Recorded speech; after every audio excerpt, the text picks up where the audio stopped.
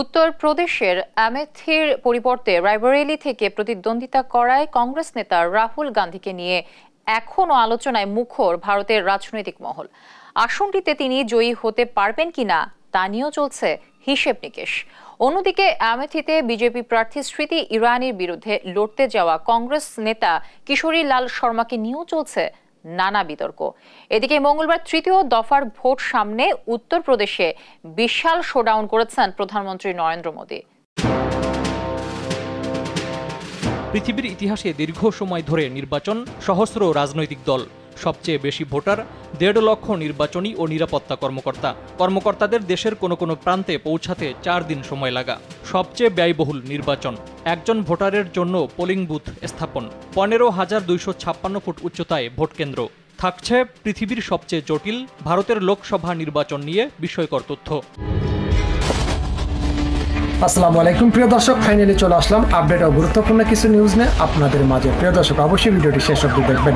দর্শক, আপনাদের কাছে ছোট্ট একটি অনুরোধ, দেশ এবং দেশের বাইরে হলে কমেন্ট বক্সে লিখে জানিয়ে দেবেন, আর চ্যানেলে নতুন হলে সাবস্ক্রাইব করে পাশে থাকা বেল বাটনটি অবশ্যই অল করে দেবেন, কারণ পরবর্তী আপডেট নিউজ সবার আগে পাওয়ার জন্য প্রিয় দর্শক আর অবশ্যই একটি লাইক দেবেন। দর্শক, আর দেরি নয়, মূল ভিডিওতে যাওয়া যাক।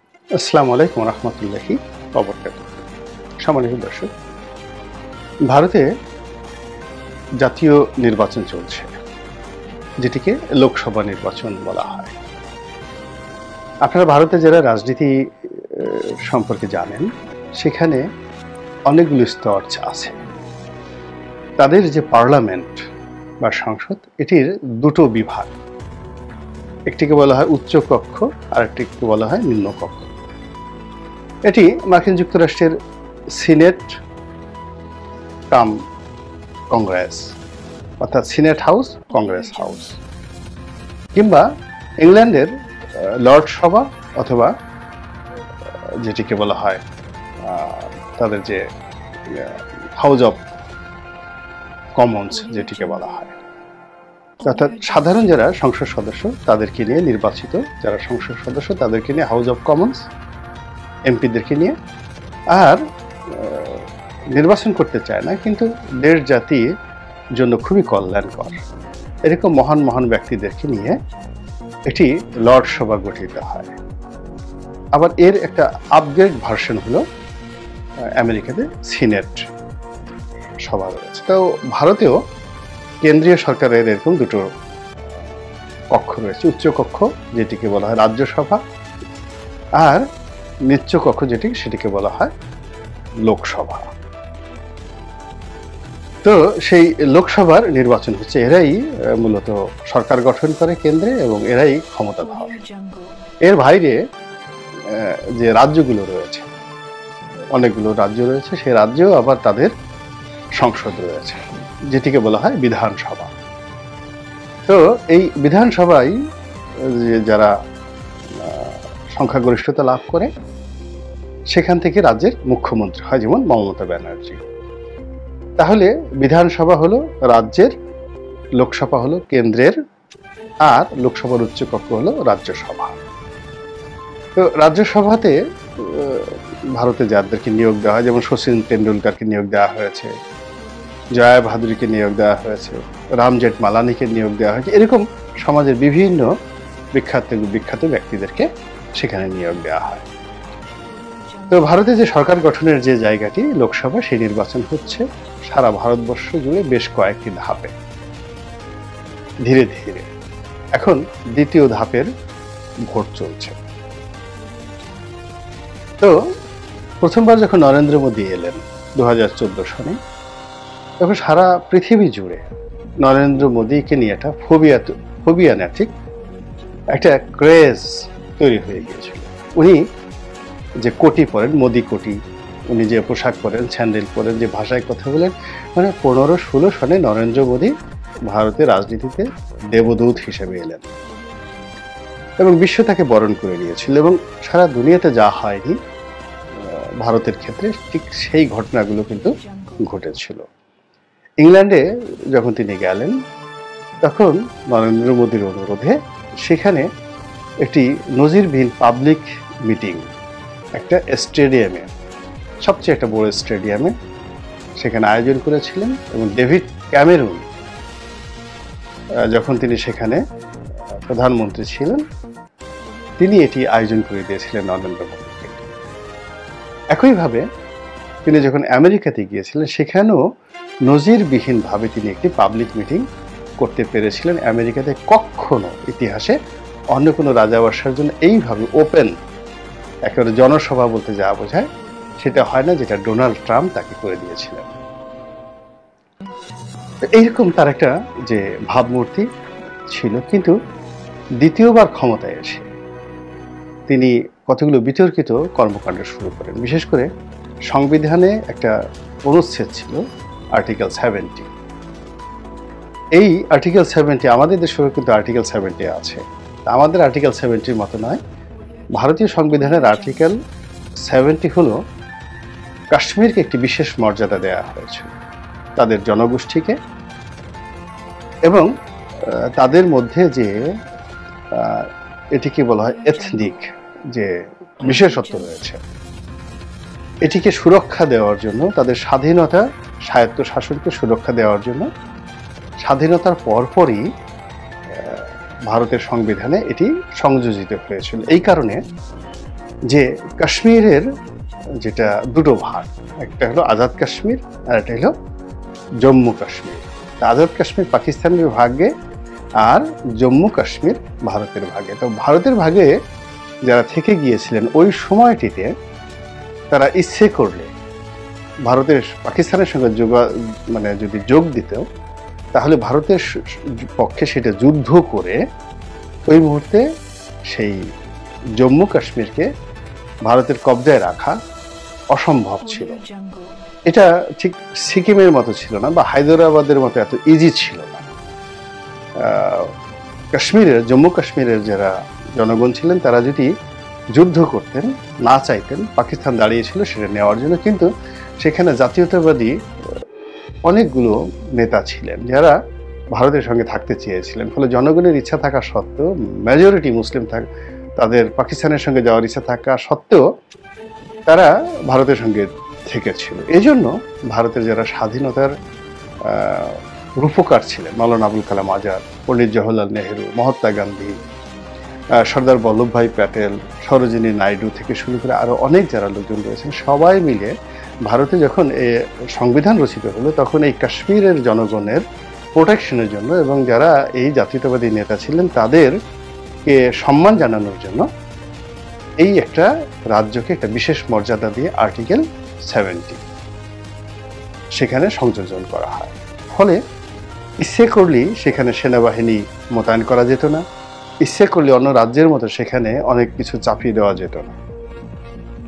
তো নরেন্দ্র মোদী দ্বিতীয়বার যখন ক্ষমতায় এলো, তখন এই আর্টিকেল 70 সে ক্ষমতায় এলে বাতিল করবে পার্লামেন্ট থেকে। এই ম্যান্ডেট নিয়ে সে যখন দ্বিতীয়বার এলো, এসেই যখন এই কাজটি করলো, করার পর দেখা গেল যে পুরো কাশ্মীর জুড়ে অগ্নিগর্ভ, এবং এটা এখন পর্যন্ত আছে।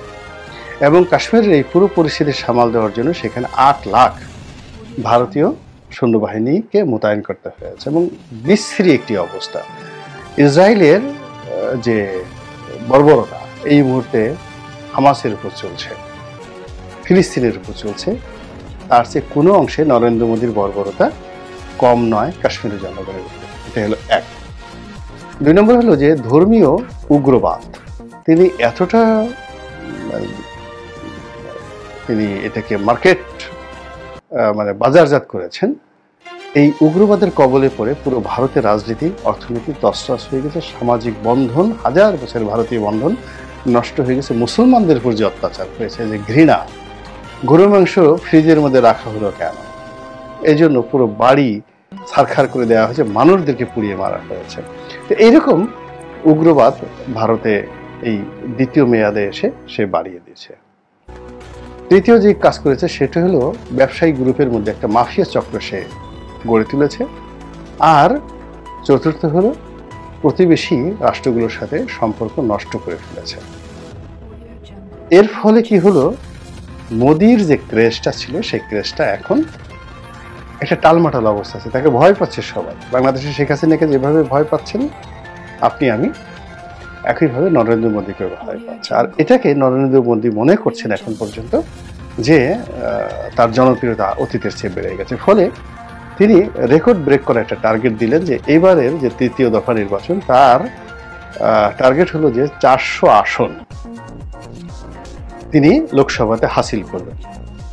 এবং ভারতের ইতিহাসে এই একবারই মাত্র 400 আসনের উপরে পেয়েছিল রাজীব গান্ধীর জমানাতে। রাজীব গান্ধী যখন প্রধানমন্ত্রী হলেন এবং তার জন্য ইন্দিরা গান্ধীকে কিন্তু প্রাণ দিতে হয়েছিল। এছাড়া ভারতে কোনো একটি রাজনৈতিক দল এভাবে 400 আসন পায়নি। এমনকি স্বাধীনতার পরপর কংগ্রেস যে নির্বাচনটা দিল, পণ্ডিত জওহরলাল নেহরুর যে প্রথম সরকার, সেখানে 400 আসন আসেনি। তো এইবার সেই টার্গেট দিয়ে 400 আসন দিয়ে নির্বাচনের মাঠে সে যেভাবে নেমেছিল, প্রথম দফার নির্বাচনে তার 30% মনোবল ভেঙে গিয়েছে, রেজাল্ট কাঙ্ক্ষিত আসেনি। এবং দ্বিতীয় দফা নির্বাচনে যে ফলাফল আমরা আজকে যে ভিডিও করেছি, আজকে পর্যন্ত পেয়েছি, তাতে যা বোঝা যাচ্ছে, তাতে মনে হচ্ছে যে নরেন্দ্র মোদী সম্ভবত সরকার গঠন নাও করতে পারে। 400 আসন তো দূরের কথা, তাকে কোয়ালিশনে যেতে হতে পারে, অথবা তার এগেইনস্টে যে কোয়ালিশন গভর্নমেন্ট হচ্ছে, সেই কোয়ালিশন গভর্নমেন্ট হয়তো সেই দেবগৌড়ার আমলে বা এর আগে আইকে গুজরাল, ভিপি সিং, তারা যেভাবে কোয়ালিশন সরকারের প্রধানমন্ত্রী হয়েছিলেন, ওইরকম এবার একটা পরিস্থিতির সৃষ্টি হতে পারে। আর এমনকি কংগ্রেসের ক্ষমতায় চলে আসতে পারে, এরকম একটা পরিবেশ পরিস্থিতি তৈরি হয়ে গিয়েছে। এবং প্রতিদিনই নরেন্দ্র মোদীর জন্য একটা করে দুঃসংবাদ আসে, দেশের ভিতরে এবং দেশের বাইরে। তো এখন আমরা যারা বাংলাদেশে রয়েছি, আমাদের বক্তব্য হলো,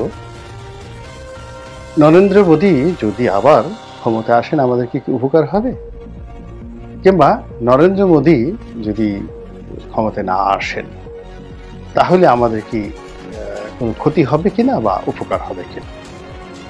মূল ব্যাপারটা হলো যে বাংলাদেশের ব্যাপারে ভারতের যে নীতিমালা, সে নীতিমালা কিন্তু পরিবর্তন হবে না। নরেন্দ্র মোদী থাকলেও হবে না, রাহুল গান্ধী আসলেও হবে না। আপনাদের মনে আছে যে বাংলাদেশে যে 2014 সালে যে নির্বাচনটি হলো, এই নির্বাচনটি যারা কলুষিত করেছে এবং প্রথম ঐতিহাসিকভাবে যারা এই বাংলাদেশে প্রকাশ্যে এসে বাংলাদেশের স্বাধীনতা এবং সার্বভৌমত্ব হস্তক্ষেপ করেছে, তারা হলো ভারতীয় কংগ্রেস, ন্যাশনাল কংগ্রেস। সরাসরি প্রণব মুখার্জি, তৎকালীন প্রেসিডেন্ট, নেত্রী, কংগ্রেস নেত্রী সোনিয়া গান্ধী সহ ভারতের পররাষ্ট্র সচিব, পররাষ্ট্রমন্ত্রী এবং রয়ের একটা বিশাল গ্রুপ পুরো 2013 এবং 14 সন ধরে যে তাণ্ডব চালিয়ে বাংলাদেশের পুরো গণতান্ত্রিক সিস্টেমটিকে তছনছ করে দিয়েছে, পুরো সিকিউরিটি সিস্টেমটিকে কলাপস করে দিয়েছে, এবং যেটি পরবর্তীতে নরেন্দ্র মোদী প্রমোট করেছেন, তার স্বার্থে সেটা প্রমোট করেছেন, তিনি আলাদা কিছু করেন, সেটির ধারাবাহিকতা বরং তিনি রক্ষা করার চেষ্টা করেছেন। কিন্তু এখানে একটা ব্যাপার হলো, বাংলাদেশে এখন যারা আছে শেখ হাসিনা সরকার, তারা কোনো অবস্থাতেই বিজেপির সাথে নরেন্দ্র মোদীর সঙ্গে তাদের একটা সম্পর্ক আছে, বোহেনজি, ভাইজি ইত্যাদি ইত্যাদি, কিন্তু এটা আত্মার সম্পর্ক নয়। তাদের সত্যিকার অর্থে আত্মার সম্পর্ক হলো ভারতের যারা দক্ষিণপন্থী রাজনীতিবিদ রয়েছেন তাদের সঙ্গে। দ্বিতীয়ত, হরিহর আত্মার সম্পর্ক হলো কংগ্রেসের সঙ্গে। কাজেই নরেন্দ্র মোদীর পরিবর্তে যদি কংগ্রেস ক্ষমতায় আসে, এখানে বাংলাদেশে যারা আছেন তারা আরো শক্তিশালী হবেন, আরো শক্তিশালী হবেন। যদি কংগ্রেসে না আসে, কোয়ালিশন আসে, তবুও নরেন্দ্র মোদী চাইতে আরো বাংলাদেশ বর্তমান যারা আছে তারা শক্তিশালী হবে। তো কাজেই নরেন্দ্র মোদী এলেই যে আমাদের সমস্যার সমাধান হবে তা নয়, নরেন্দ্র মোদী গেলেও আমাদের সমস্যার সমাধান হবে না। আমাদের সমস্যা আমাদেরকে সমাধান করতে হবে স্থানীয়ভাবে। ভারত কতগুলো বিষয় নিয়ে, যেমন গঙ্গা ব্যারেজ, তিস্তা ব্যারেজ, এই দুটো মানে তাদের যে মাস্টার প্ল্যানের মধ্যে আছে, এখানে নরেন্দ্র মোদীর বাপ এসে কিছু করতে পারবে না। এটিকে যদি আমাকে তিস্তা ব্যারেজকে চ্যালেঞ্জ জানাতে হয়, চীনের সহযোগিতা লাগবে এবং কাউন্টার তিস্তা ব্যারেজ তৈরি করতে হবে। আমাদেরকে যদি ফারাক্কার অভিশাপ থেকে বাঁচতে হয়, তাহলে আমাদেরকে কাউন্টার গঙ্গা ব্যারেজ করতে হবে রাজশাহীতে। এবং বর্ষাকালের যে পানি এটি ধরে রেখে উজানের পানি ঠেকিয়ে দিতে হবে, কোনো ওয়ে নেই, এটাই আমাদের করতে হবে। আমাদের চীনের যেভাবে আমরা ভারতকে ট্রানজিট দিয়েছি, আনকন্ডিশনাল ট্রানজিট দিয়েছি, একইভাবে চীনকেও আমাদেরকে আনকন্ডিশনাল ট্রানজিট দিতে হবে। সমুদ্রপথে ট্রানজিট দিতে হবে এবং আকাশপথে ট্রানজিট দিতে হবে। এখন চীনা সামরিক বাহিনীর সাথে যেভাবে যৌথ মহড়া হচ্ছে, এটি বছরে 4-5 বার করতে হবে। কেবলমাত্র সেই সাহসিকতাটা দেখাতে পারলেই ভারতকে বা দিল্লিকে নরম করা সম্ভব। আদারওয়াইজ দিল্লিতে যে সিস্টেম চলছে এই মুহূর্তে, সেই সিস্টেমে যদি মির্জা ফখরুল সাহেবকে দিল্লির প্রধানমন্ত্রী হিসেবে নরেন্দ্র মোদীর জায়গায় বসানো হয়, ওবায়দুল কাদেরকেও যদি বসানো হয়, পরিস্থিতি কোনো হেরফের হবে না।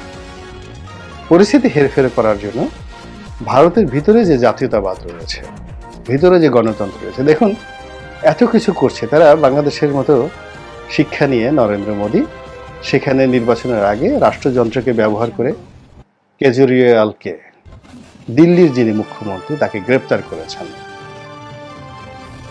এরপর কংগ্রেসের ব্যাংক অ্যাকাউন্টগুলো ফ্রিজ করেছেন।